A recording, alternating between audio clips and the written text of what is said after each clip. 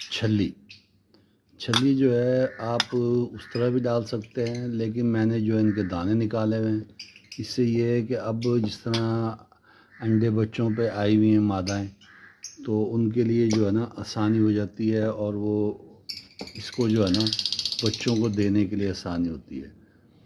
ठीक है ना। ये सॉफ्ट फूड जो है ना अपना, मेरे पास तो लव बर्ड है, बाकी हर परिंदे के लिए बहुत ज़बरदस्त है।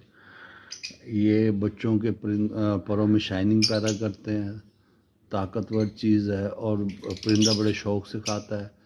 अब इसमें जो है ना, अब इसमें जो है हम अपना मिलाते हैं अपना ब्रीडिंग फार्मूला, जो है अपना ग्रेट प्लस हर्बल पाउडर। ये हमने डालना है इसमें, ये वाले 2 चम्मच, टीस्पून, ये 2 चम्मच डाल दिए।